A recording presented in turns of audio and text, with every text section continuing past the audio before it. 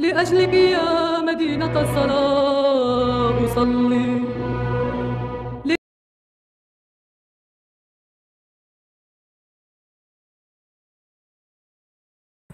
আল আকসা মসজিদ ও পশ্চিম তীর পুরোপুরি দখলের হুমকি দিয়েছেন দখলদার ইসরায়েলের প্রতিরক্ষা মন্ত্রী ইসরায়েল কাটস। এছাড়া জেরুজালেমে পূর্ণ দখলদারিত্ব আরোপ করা হবে বলেও হুমকি দেন তিনি। রোববার ৩ আগস্ট সামাজিক যোগাযোগ মাধ্যম এক্সে এক পোস্টে ইসরায়েল কাটস লেখেন, তিশা বা আভের দিন, দ্বিতীয় টেম্পল ধ্বংসের ২০০০ বছর পর পশ্চিম দেওয়াল এবং টেম্পল মাউন্ট আল আকসা আবারও ইসরায়েলের পূর্ণ নিয়ন্ত্রণের মধ্যে এসেছে। তিনি লেখেন, ইসরায়েলকে ঘৃণাকারীরা আমাদের বিরুদ্ধে বিভিন্ন ব্যবস্থা নেওয়া এবং বিক্ষোভ অব্যাহত রেখেছে এবং আমরা জেরুজালেম, পশ্চিম দেওয়াল এবং আল আকসা মসজিদে আমাদের পূর্ণ নিয়ন্ত্রণ আরও শক্তিশালী করে যাব। তিনি আরও জানান, তিনি পশ্চিম প্রাচীরে গিয়েছিলেন।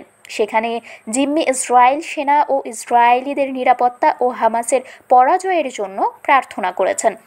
এর আগে রোববার আল আকসা প্রাঙ্গণে প্রার্থনা করেন ইসরায়েলের জাতীয় নিরাপত্তা মন্ত্রী ইতামার বেন গাভির। আল আকসায় ইহুদিদের প্রার্থনা নিষিদ্ধ সত্ত্বেও এ কাজ করায় কঠোর নিন্দা জানিয়েছে সৌদি আরব। এক বিবৃতিতে বলেছে, আল আকসা মসজিদে ইসরায়েলি দখলদার সরকারের কর্মকর্তাদের বারবার উস্কানিমূলক কর্মকাণ্ডের কঠোর নিন্দা জানাচ্ছে সৌদি আরব। এ ধরনের কর্মকাণ্ড এ অঞ্চলে উত্তেজনা উস্কে দেবে। তথ্যসূত্র Times of Israel. Sharmin Shimu, Barendra television.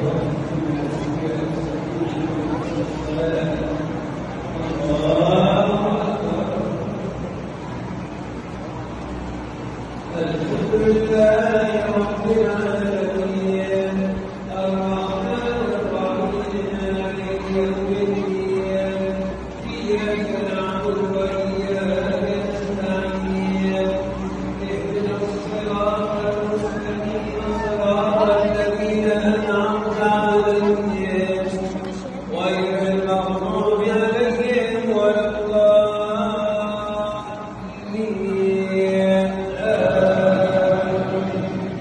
বিশ্বমানের ল্যাপারস্কোপি প্রযুক্তি নিয়ে রাজশাহীতে চালু হয়েছে এলিট কেয়ার হাসপাতাল অ্যান্ড ট্রেনিং ইনস্টিটিউট। এখানে দক্ষ ও অভিজ্ঞ চিকিৎসক দ্বারা সব ধরনের অপারেশন করা হয়।